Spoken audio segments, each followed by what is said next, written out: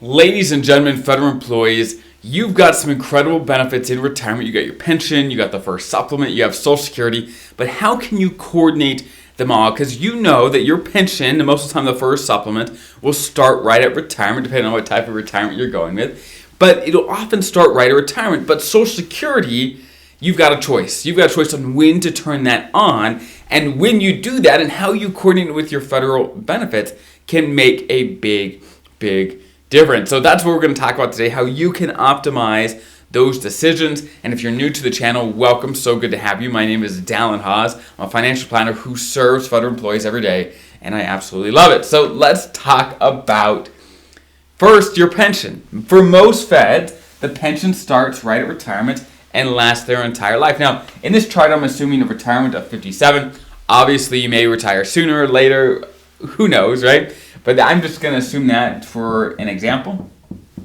And this is your pension, of course. It lasts the rest of your life. It starts generally right away, lasts the rest of your life. We like money that lasts the rest of your life. However, if you're eligible for a full pension, a full retirement, you'll also, on top of that, get the FERS supplement, right? It's an addition to your dollars. If you don't know what the FERS supplement is, I've got whole videos on it. But that will only last until 62. It doesn't matter when you start your Social Security. The FERS supplement will stop at 62. And Social Security, you can start any time between 62 and 70.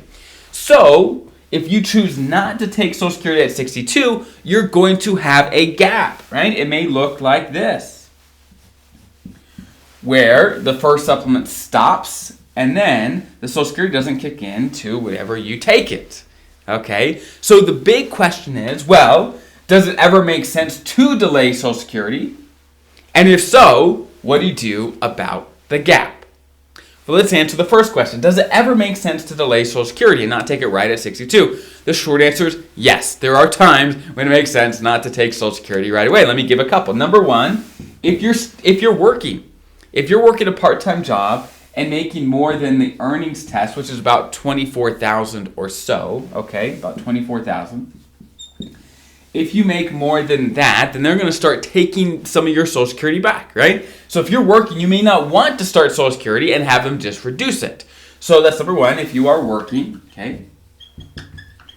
Or if you are the higher earner between you and your spouse, let me give you an example. If your benefits are $3,000, let's say, $3,000 a month, and your spouse's benefits are $1,500 a month from Social Security, if you pass away, the higher earner, boom, you're gone, then your benefits actually get sent over to your spouse. Your spouse will inherit those benefits, and their own smaller benefit would drop off, okay? As a higher earner, that's what they call survivor benefits, is your surviving spouse who's a low earner can inherit your bigger benefit. So when, as the higher earner, you turn yours on, it matters quite a lot because it's going to last for your lifetime, but also your spouse's.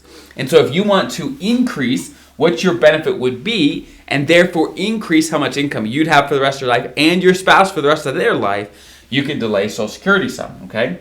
So there's other reasons potentially you should delay, but those are some of the common ones. And so let's say you delay, let's say to 65 or 67. What do you do about the gap? Well, there's really three different ways you can handle the gap. First, just be okay with less income. Now, most people don't like that option, right? Understandably. You just live off your pension. That's option one. Option two is you, of course, are working a job, which sometimes happens. Option three is you take extra money from TSP, right?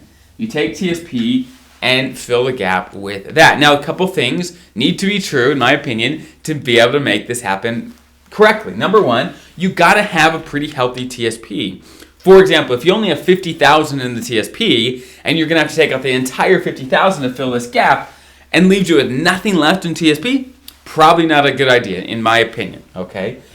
So you got to have a healthy TSP that can easily support this.